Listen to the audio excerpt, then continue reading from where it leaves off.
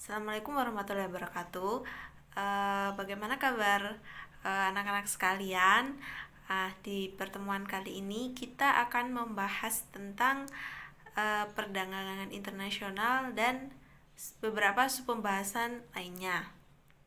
Nah, sebelum kita mulai, mari kita membaca Bismillah terlebih dahulu agar pembelajaran hari ini dapat berjalan dengan lancar dan materi yang masuk akan menjadi bekal untuk kita di masa depan dan tentunya semoga berkah. Berdoa dimulai. Pembahasan yang pertama yaitu tentang perdagangan internasional. Kita ke pengertiannya terlebih dahulu. Tidak ada negara di dunia ini tuh yang dapat menghasilkan semua kebutuhannya sendiri. Pasti ada satu barang yang mereka butuhkan dan harus mengambil dari negara lain. Contohnya Amerika yang kita kenal sebagai negara yang superpower itu pasti dia tidak mampu, ada barang yang dia tidak mampu untuk produksi sendiri. Contohnya seperti minyak, mereka harus harus impor ke Timur Tengah. Jadi mereka mengambil minyak dari Timur Tengah karena tidak dapat memproduksi sendiri. Begitu juga Timur Tengah yang membutuhkan barang dari negara lain. Nah, barang yang dihasilkan oleh negara satu berbeda dengan barang yang dihasilkan oleh negara lainnya. Maka terjadi pertukaran itu. Pertukaran barang antara negara satu dan negara lainnya. Nah, kegiatan untuk menjual barang ke negara lain disebut ekspor, pelakunya disebut eksportir.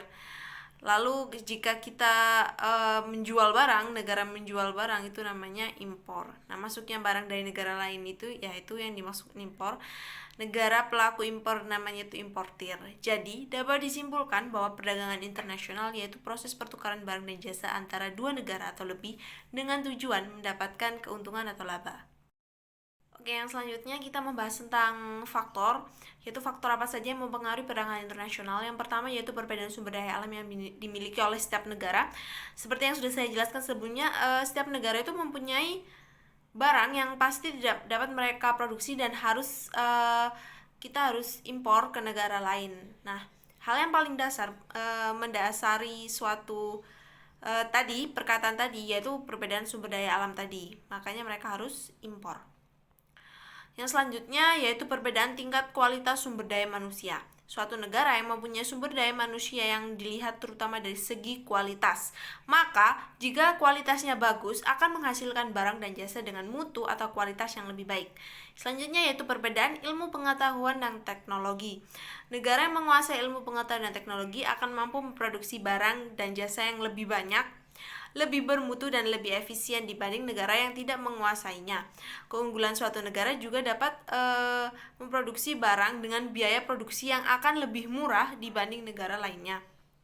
Yang selanjutnya yaitu perbedaan budaya.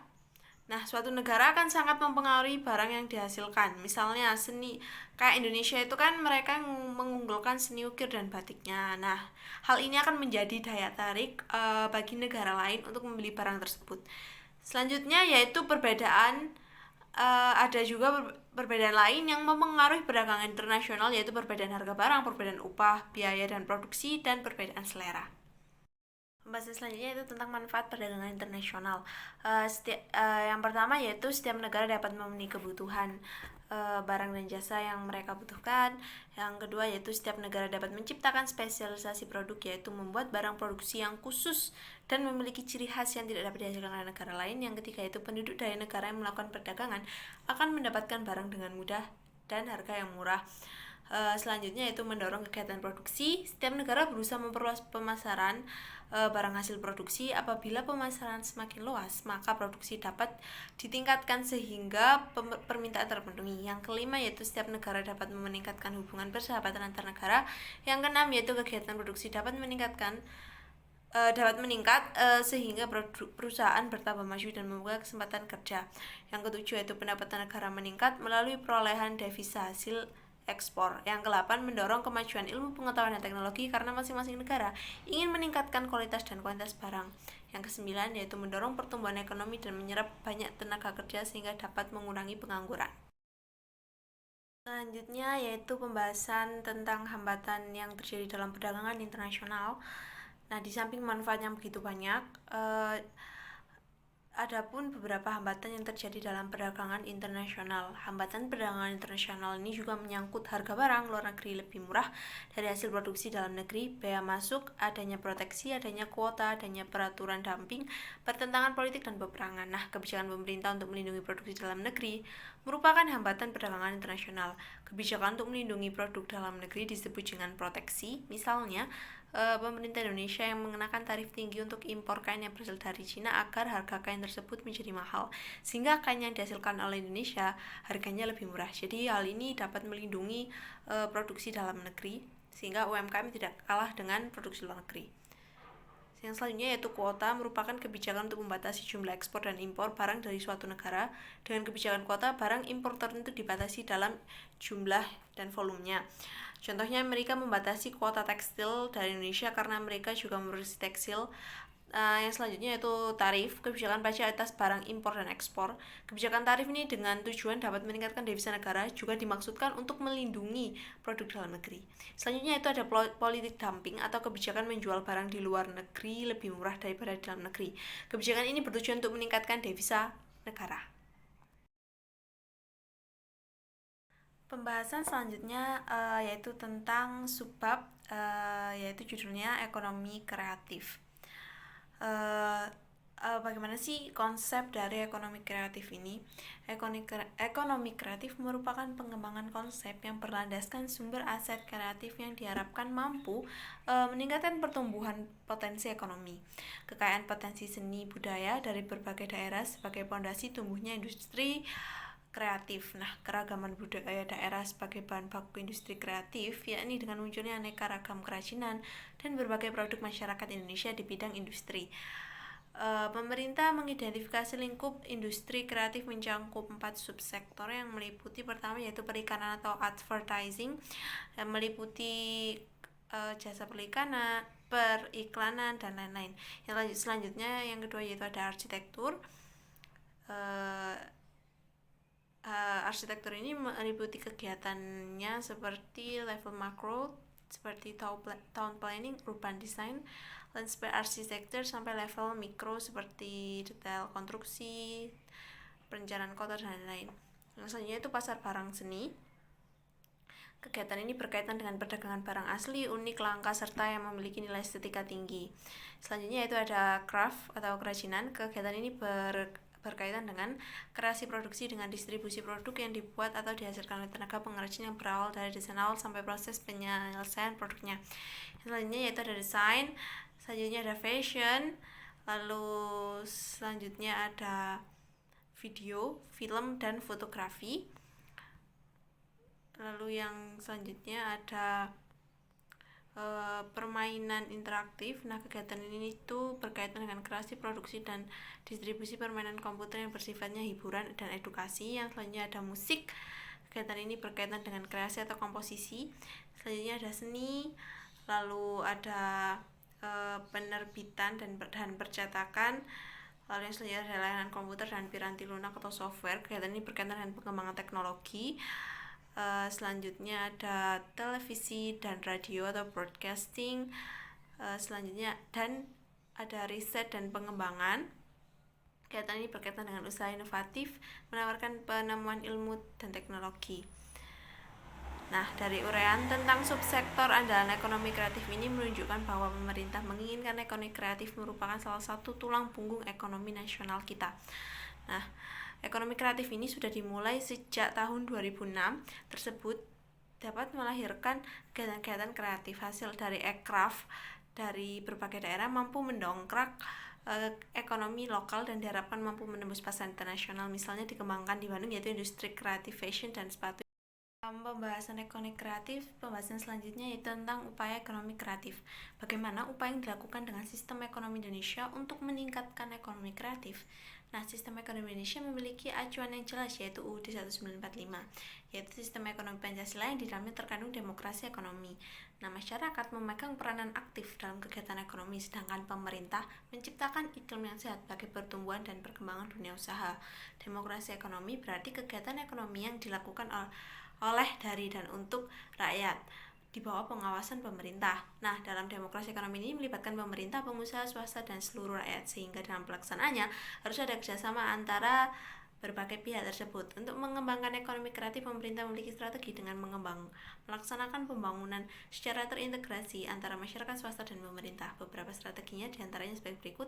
Yang pertama yaitu menyiapkan intensif untuk memacu pertumbuhan industri kreatif berbasis budaya. Intensif tersebut meliputi perlindungan produk budaya, kemudahan memperoleh dana, pengembangan, fasilitas pemasaran dan promosi, hingga pertumbuhan pasar domestik dan internasional. Selanjutnya yaitu pembuat roadmap industri kreatif yang melibatkan berbagai lembaga, pemerintah, dan kalangan swasta. Yang ketiga, membuat program komprehensif untuk menggerakkan industri kreatif melalui pendidikan, pengembangan sumber daya manusia, desain mutu, dan pengembangan pasar. Yang keempat, memberikan perlindungan hukum dan intensif bagi karya industri kreatif, contoh yang dilindungi hak kekayaan intelektual yang antara lain buku, tulisan, drama, tari, koreografi, karya seni, dan lain-lainnya. Yang selanjutnya yaitu membentuk Indonesia Creative Council yang menjadi jembatan untuk menyediakan fasilitas bagi para pelaku industri kreatif. Nah, pembahasan selanjutnya setelah ekonomi kreatif, kita akan membahas tentang memanfaatkan persaingan sebagai peluang untuk meraih keunggulan ekonomi bangsa. Kita akan setelah kita belajar tentang perdagangan internasional, faktor yang mempengaruhi jadinya perdagangan internasional antara lain keunggulan komparatif atau comparative advantage dan keunggulan mutlak atau absolute advantage dari masing-masing. Nah, keuntungan yang diperoleh oleh dua negara tersebut akan mengimpor barang lain dengan harga murah daripada memproduksi sendiri. Dengan cara ini, negara yang mempunyai keunggulan mutlak absolute advantage dan mengimpor barang yang mempunyai kerugian mutlak atau absolute disadvantage. Keunggulan mutlak terjadi apabila suatu negara dapat menghasilkan komoditi-komoditi tertentu dengan lebih efisien dibanding dengan negara lain. Contoh, misalnya Indonesia dengan Thailand memproduksi dua jenis barang, yaitu pakaian dan tas. Dengan asumsi masing-masing negara tersebut menggunakan tenaga dan waktu yang digunakan sama. Ternyata Indonesia mampu menghasilkan pakaian lebih banyak, sedangkan Thailand menghasilkan tas lebih banyak. Nah, Indonesia memiliki keunggulan mutlak untuk menghasilkan pakaian dan Thailand keunggulan mutlak untuk menghasilkan tas. Nah, keuntungan mutlak adalah keuntungan yang diperoleh negara karena negara tersebut mampu memproduksi barang dengan dibandingkan dengan negara lain, sedangkan keunggulan komparatif menyatakan bahwa suatu negara mampu menghasilkan barang dan jasa yang lebih banyak dengan biaya murah daripada negara lain. Sebagai contoh, Indonesia mampu memproduksi kopi secara murah, tetapi tidak mampu memproduksi timah seperti Malaysia. Ini artinya Indonesia memiliki keunggulan komparatif dalam produksi kopi dan Malaysia memiliki keunggulan komparatif dalam memproduksi timah. Keuntungannya, keunggulan komparatif yaitu dapat meningkatkan standar kehidupan dan pendapatannya jika negara melakukan spesialisasi produksi barang atau jasa yang memiliki produktivitas dan efisiensi tinggi. Berdasarkan penjelasan tentang keunggulan komparatif dan keunggulan mutlak, maka Indonesia tentu memiliki produk keunggulan komoditas yang akan dijadikan sumber penerimaan devisa bagi negara. Komoditas unggulan yang dapat memberikan kontribusi bagi pasaran dunia antara lain minyak sawit, karet, kopi, dan masih banyak lagi. Sebab pembahasan selanjutnya yaitu pengembangan pusat-pusat keunggulan ekonomi untuk kesejahteraan masyarakat. Yang pertama kita bahas yaitu pusat keunggulannya. Pengelolaan dari pusat keunggulan ekonomi yang ada di Indonesia bisa dikelola sendiri dan ada yang dikelola oleh perusahaan atau investor asing. Beberapa contoh pusat keunggulan ekonomi yang ada di Indonesia yaitu ada PT Freeport Indonesia. Nah, PT Freeport ini menambang, memproses dan melakukan eksplorasi terhadap biji yang mengandung tembaga, emas, dan perak. Beroperasi di Papua, Freeport memasarkan konsentrat yang mengandung tembaga, emas, dan perak ke seluruh penjuru dunia. Selanjutnya yaitu perusahaan tambang minyak negara atau PTMN. Minyak bumi tak bisa dipisahkan dari perjuangan bangsa ini.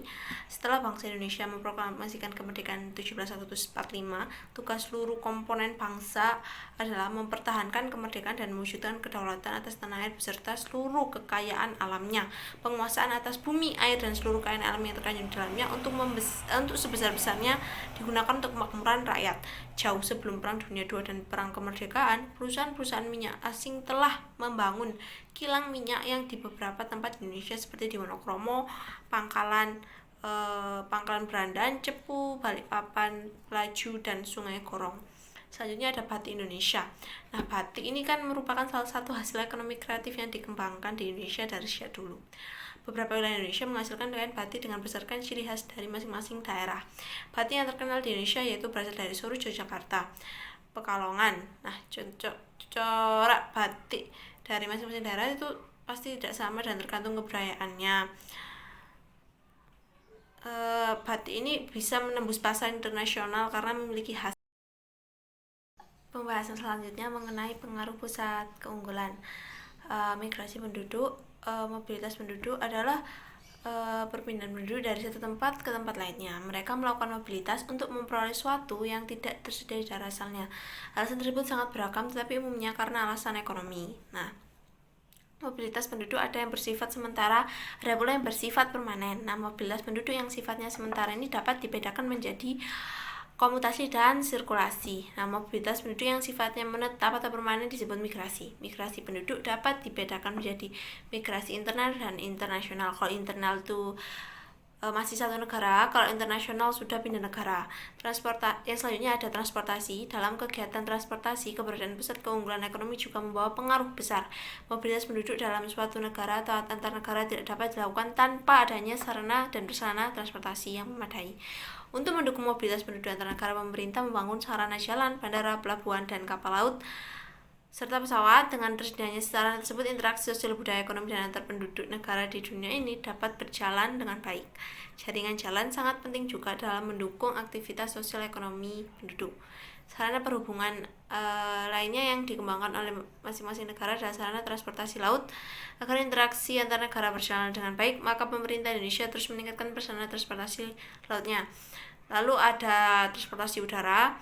Nah, semakin menjadi pilihan transportasi udara ini oleh masyarakat Indonesia, terutama kelompok menengah ke atas, karena memiliki keunggulan yaitu kecepatan, namun kelemahannya harga tiket yang belum bisa dijangkau oleh semua masyarakat. Selanjutnya ada lembaga sosial ekonomi. Lembaga sosial ekonomi ini merupakan himpunan norma-norma segala tingkatan yang berkisar pada suatu kebutuhan pokok di dalam kehidupan masyarakat. Dalam masyarakat Indonesia yang heterogen terdapat berbagai jenis lembaga sosial di mana satu sama lain saling berhubungan dan saling melengkapi. Dalam memenuhi kebutuhan masyarakatnya, masyarakat Indonesia merupakan satu kesatuan dari struktur yang terdapat dalam masyarakat yang terdiri dari berbagai macam lembaga sosial, stratifikasi sosial, nilai, dan norma sosial. Pembahasan selanjutnya yaitu tentang lembaga ekonomi. Lembaga ekonomi ialah lembaga yang mempunyai kegiatan bidang ekonomi demi terpenuhnya kebutuhan masyarakat. Pendidikan, langsung selanjutnya ada pendidikan, yaitu pendidikan bagian penting dari pembangunan nasional. Selanjutnya yaitu sumber daya manusia yang berpendidikan akan menjadikan modal utama untuk pembangunan nasional, terutama untuk perkembangan ekonomi. Setiap negara berusaha meningkatkan kualitas pendidikan agar menghasilkan sumber daya manusia yang kreatif, inovatif, dan mampu bersaing di tingkat internasional. Selanjutnya ada pekerjaan. Dengan tumbuhnya pusat-pusat keunggulan ekonomi, maka berdampak bertambahnya produksi barang dalam negeri. Dalam negeri meningkat apabila pusat keunggulan tersebut mampu menarik minat pasar luar negeri. Kenaikan jumlah produksi tersebut berakibat pada pertumbuhnya kebutuhan tenaga kerja sehingga dapat memperluas lapangan pekerjaan juga. Nah, pembahasan terakhir kita di bab ini yaitu tentang pasar bebas. Pasar bebas atau dikenal dengan perdagangan bebas adalah kebijakan di mana pemerintah tidak melakukan diskriminasi terhadap impor atau ekspor. Perdagangan bebas dapat dicontohkan dengan Uni Eropa, MEA, dan sebagainya. Banyak organisasi dalam kaitannya dengan perdagangan atau pasar bebas. Nah, contoh-contohnya diantaranya yaitu yang pertama ada MEA atau kepanjangannya Masyarakat Ekonomi ASEAN, diartikan sebagai bentuk integrasi ekonomi ASEAN yang artinya semua negara-negara yang berada di kawasan Asia Tenggara menerapkan sistem perdagangan bebas. ASEAN Economic Community yang dibentuk dengan misi jadikan perekonomian di ASEAN menjadi lebih baik serta mampu bersaing dengan negara-negara yang perekonomiannya lebih maju dibandingkan negara ASEAN. Selain itu, dengan terwujudnya ASEAN Community dapat menjadikan ASEAN menjadi lebih strategis di kancah internasional. Yang selanjutnya ada AFTA, yaitu ASEAN Free Trade Area. ASEAN Free Trade Area merupakan wujud dari kesepakatan negara-negara ASEAN untuk membentuk suatu kawasan bebas perdagangan dalam rangka meningkatkan daya saing kawasan regional ASEAN dengan menjadikan ASEAN sebagai basis produksi dunia serta menciptakan pasar regional bagi 500 juta penduduknya. AFTA dibentuk pada waktu konferensi tingkat tinggi keempat di Singapura tahun 92. Selanjutnya ada APEC, yaitu ASEAN Pacific Economic Corporation. Perubahan di Uni Soviet dan Eropa Timur merupakan salah satu latar belakang terdirinya organisasi ini. Runtuhnya Uni Soviet dengan sistem ekonomi komunis yang tertutup secara bertahap diikuti oleh negara Eropa Timur yang berubah menjadi sistem ekonomi liberal dan bebas. Kemudian muncullah kesadaran bahwa pada dasarnya setiap negara saling membutuhkan. Pada saat itu sedang berlangsung perundingan di Uruguay yang melatar belakangi terbentuknya WTO. Karena kekhawatiran gagalnya perundingan tersebut, kemudian terbentuklah APEC.